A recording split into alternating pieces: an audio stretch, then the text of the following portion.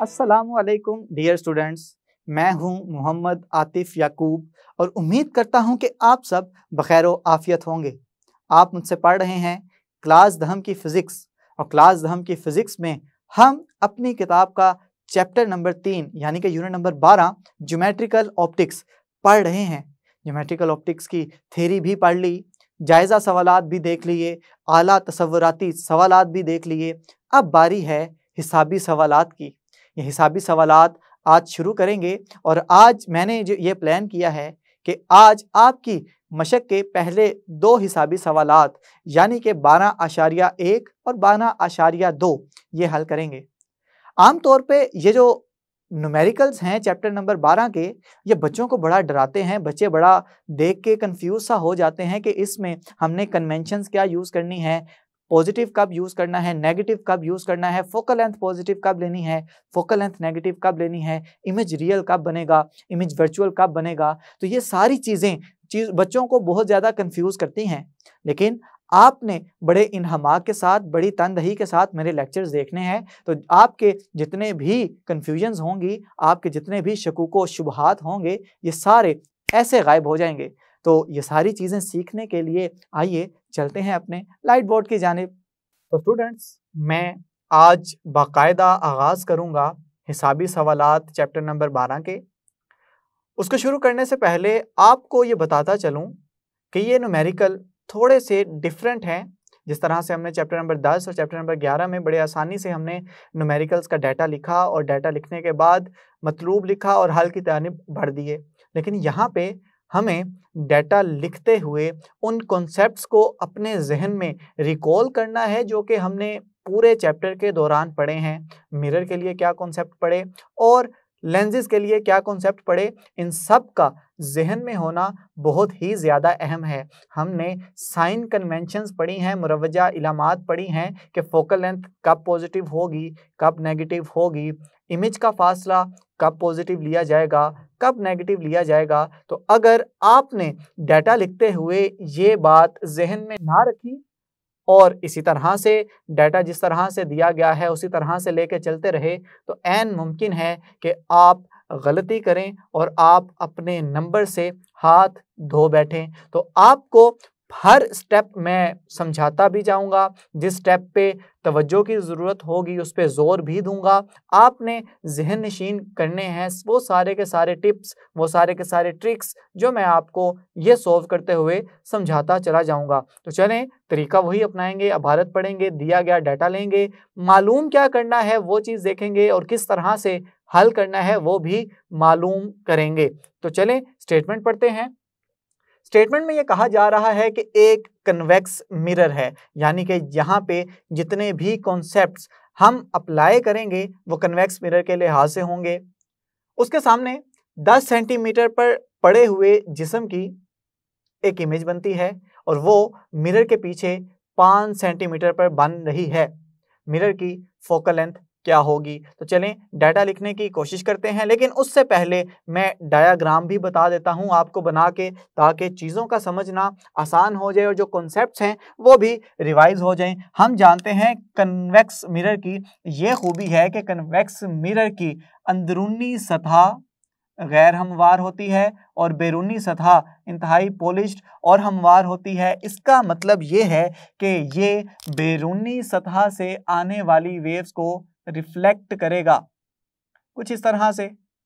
जैसे ही ये रिफ्लेक्ट करेगा तो रिफ्लेक्शन के बाद ये वेव्स कुछ इस तरह से वापस मुड़ जाएंगे स्टूडेंट्स, कुछ इस तरह से और इस तरह से।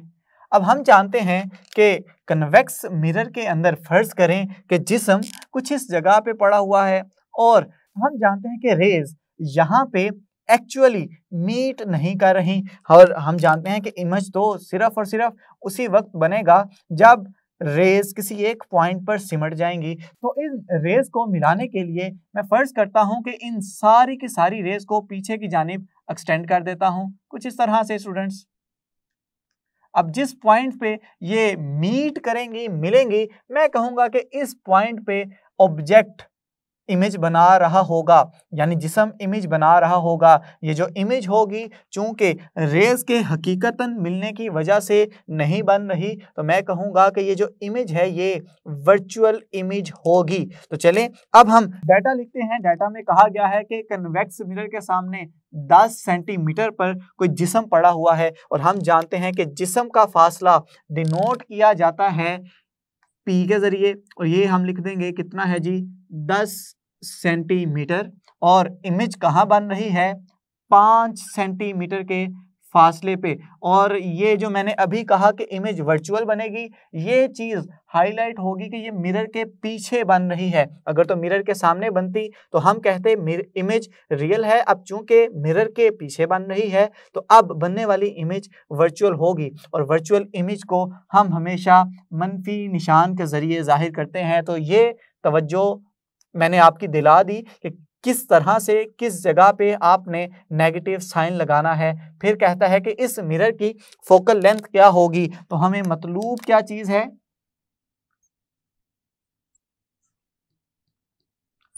हमें मतलूब है जी मिरर की फोकल लेंथ। अब चूंकि हम ये भी देख चुके हैं कि फोकस इसका वर्चुअल है और फोकस से इस मिरर के सेंटर तक के फासले को ही हम फोकल लेंथ कहते हैं, तो इसका मतलब है कि इसकी फोकल लेंथ भी नेगेटिव होनी चाहिए। अगर तो नेगेटिव होगी तो हम ये समझ लेंगे कि हमारा जवाब ठीक हो गया, अगर नहीं होगी तो समझ लीजिएगा कि आपने किसी ना किसी जगह पे गलती कर दी है। तो चलें अब इसके हल की जानिब बढ़ते हैं।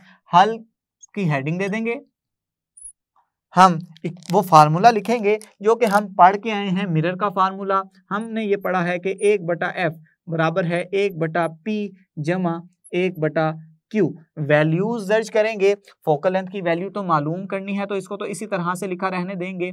p की वैल्यू है हमारे पास 10, कुछ इस तरह से आ गया, और q की वैल्यू है हमारे पास -5। तो ये सारी जो इक्वेशन मैंने आपके सामने लिखी ये कुछ इस तरह से दिखाई देगी कि 1/f बराबर होगा 1/10 मनफी 1/5 के। इसका जुज़ाफ़िकल यानी कि एलसीएम लेंगे, तो एलसीएम लेने के बाद आपको जो आंसर मिलेगा वो मिलेगा 10। एलसीएम लेने के बाद 10 को 10 से तकसीम करेंगे तो आंसर आएगा 1, और 10 को 5 से तकसीम करेंगे आंसर आएगा 2। तो हमारे पास जो चीज़ बची वो बचेगी -1/10। लेकिन अभी तो जो आंसर निकला है ये फोकल लेंथ का रेसिप्रोकल है, हमें फोकल लेंथ की वैल्यू चाहिए। तो फोकल लेंथ की वैल्यू ले जाने के लिए आप इन दोनों रकमों को पलट देंगे, नहीं पलटना तो इसको क्रॉस मल्टीप्लाई कर दें कि फोकल लेंथ इधर ले जाएं, 10 को इधर ले आएं, तो हमारे पास फोकल लेंथ बच जाएगी जी -10, और यूनिट्स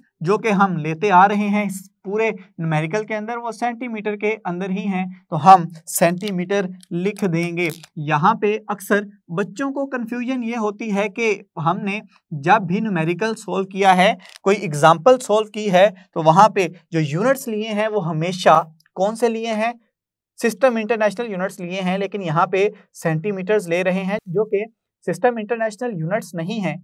तो फिर क्या वजह है कि यहाँ पे हम ये यूनिट्स ले रहे हैं? मैंने इस चैप्टर के दौरान जो एग्जाम्पल सोल्व करवाई थी मैंने वहां पे भी बता दिया था कि जो यूनिट्स हम यहाँ पे इस्तेमाल करेंगे वो सेंटीमीटर में ही होंगे, क्योंकि लेंसेज और मिरर में अगर मीटर्स को देखा जाएगा तो वो फासला बहुत ज़्यादा बन जाएगा और प्रैक्टिकली उसको मेजर करना थोड़ा सा मुश्किल हो जाएगा। तो इस वजह से हम सेंटीमीटर जो कि उसका छोटा यूनिट है उसको इस्तेमाल करना और उसको मेजर करना ज़रा फिजिबल यानी कि आसान होता है, इस वजह से हम सेंटीमीटर के यूनिट्स यहाँ पे इस्तेमाल करते हैं। अब अगर आपको ये चीज़ समझ आ गई है तो हम यहाँ पे नतीजे की हेडिंग देंगे। नतीजे की हेडिंग में हम लिखेंगे कि अगर कन्वेक्स मिरर है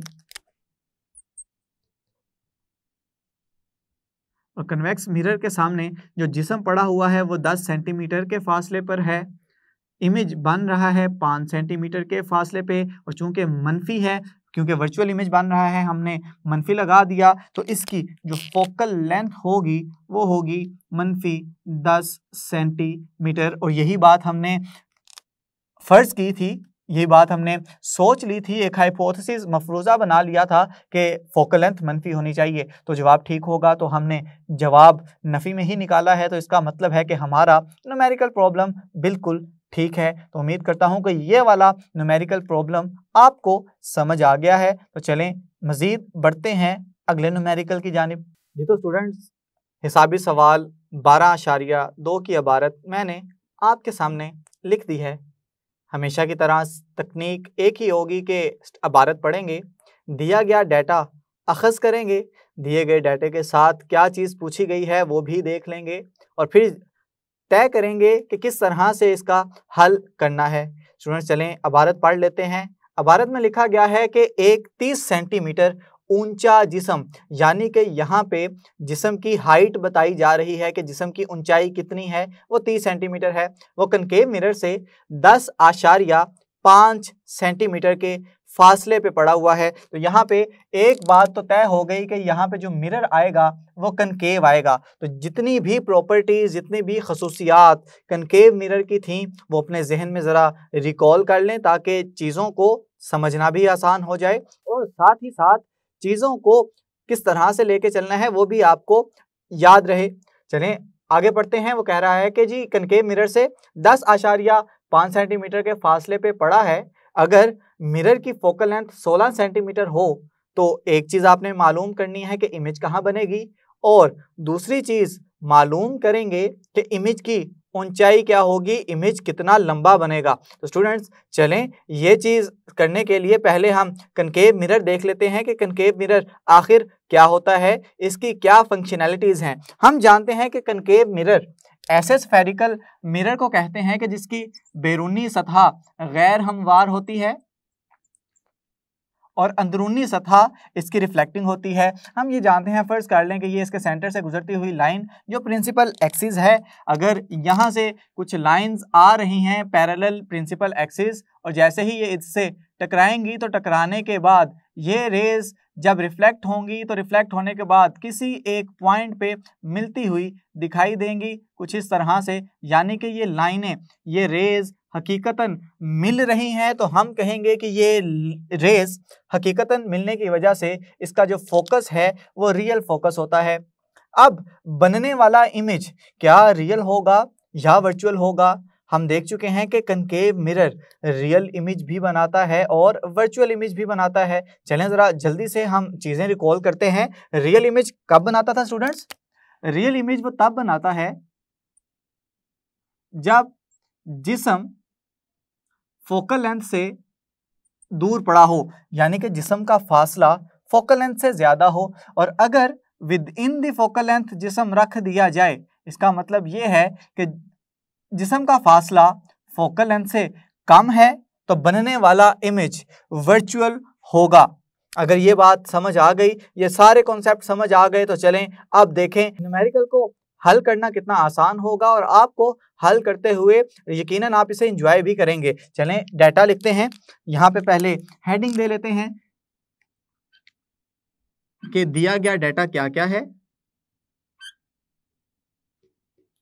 उसमें से सबसे पहली चीज हमें जिस्म की ऊंचाई यानी हाइट बताई गई है। आप इसे HO भी लिख सकते हैं, ऑब्जेक्ट हाइट ऑफ ऑब्जेक्ट, लेकिन मैं इसे O लिख रहा हूं ताकि चीजें मजीद आसान होती चली जाएं। ये है जी हमारे पास 30 सेंटीमीटर।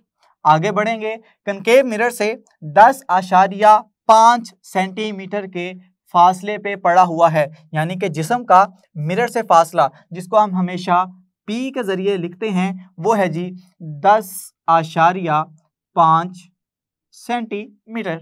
मजीद आगे बढ़ें कि अगर मिरर की फोकल लेंथ जो चलें, फोकल लेंथ इसको F से लिखते हैं, ये है जी 16 सेंटीमीटर। तो दो चीजें हमें मतलूब हैं, चलें वो भी लिख लेते हैं।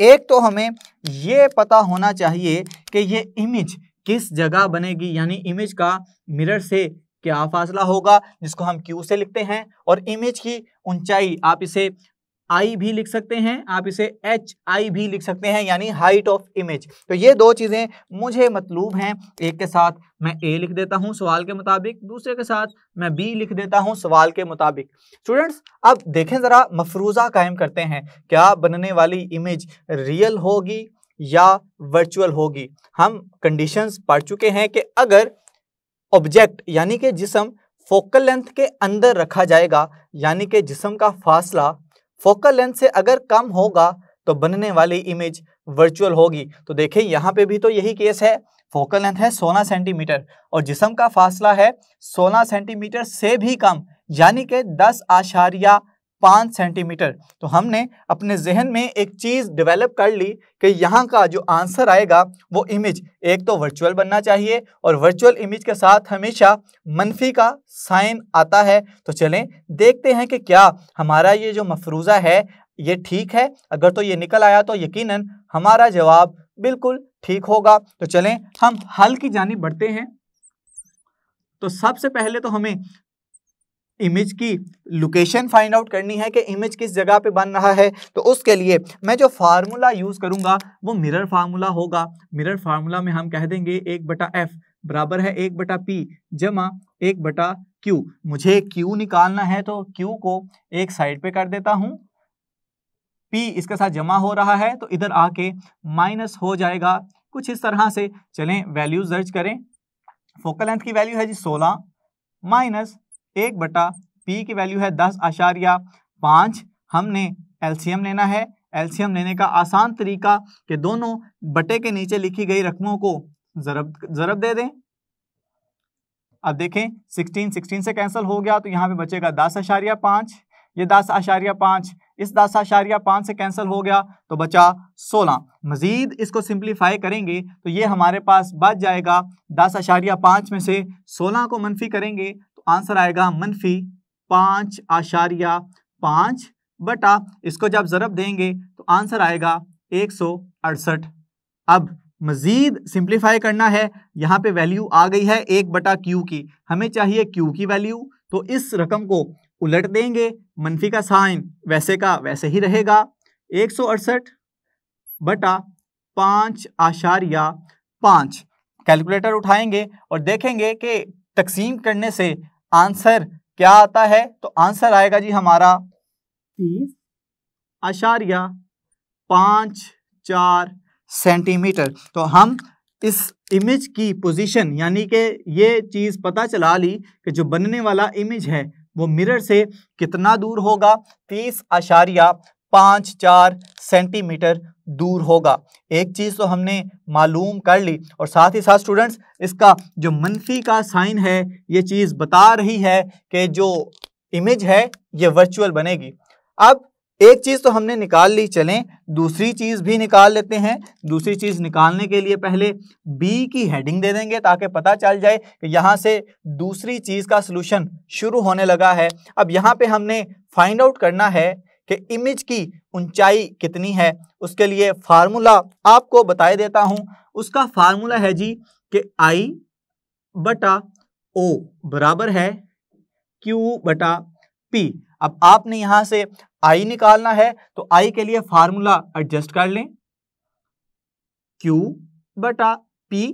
और यहाँ पे तकसीम हो रहा है, इधर जाके ज़रब खा जाएगा। तो चलें कीमतें दर्ज कर देने से Q की वैल्यू हम यहाँ पे लगा के आए 30.54 बटा P की वैल्यू हमें गिवन में है 10.5 ज़रब O की वैल्यू हमें गिवन में है 30 सेंटीमीटर। जब ये सारी चीज़ें हम कैलकुलेटर पे सोल्व करेंगे तो हमारा जो फाइनल आंसर आएगा वो होगा जी 87.26 सेंटीमीटर। यानी जी हमने ये भी निकाल लिया कि हाइट ऑफ इमेज कितनी ज़्यादा होगी। देखें जी हमने 87.26 सेंटीमीटर निकाल लिया। अब यहाँ पे अगर देखा जाए कि ऑब्जेक्ट की हाइट थी 30 सेंटीमीटर तो ज़रा याद करें हमने जो केस पढ़ा था कनकेव मिरर से बनने वाले इमेज का, तो वहाँ पे हमने ये देखा था कि अगर इमेज वर्चुअल होगा तो वो जिस्म के साइज से बड़ा होगा। तो देखें यहाँ पे ऑब्जेक्ट है 30 सेंटीमीटर का, इमेज बन रहा है 27.26 सेंटीमीटर का। तो जाहिर सी बात है वो सारी चीज़ें जो हमने पहले मफरूज़ा कायम किया था कि बनने वाला इमेज वर्चुअल होगा, वो बिल्कुल ठीक हो गया। अब स्टूडेंट्स यहाँ पे अक्सर स्टूडेंट्स का सवाल ये होता है कि हमने जो Q की वैल्यू निकाली ये तो माइनस में निकाली है, लेकिन जब ये यहाँ पे पुट की है, यहाँ पे दर्ज की है, तो हम माइनस का साइन इग्नोर कर दिया है हमने।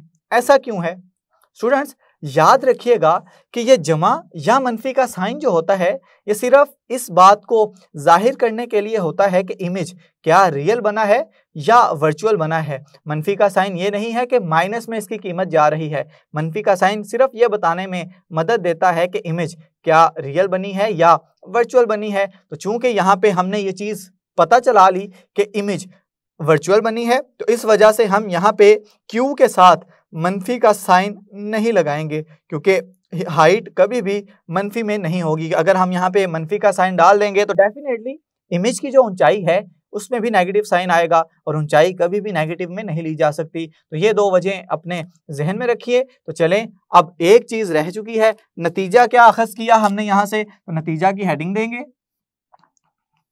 और कहेंगे कि जो इमेज बना है वो मिरर से 30.54 सेंटीमीटर दूर बना है।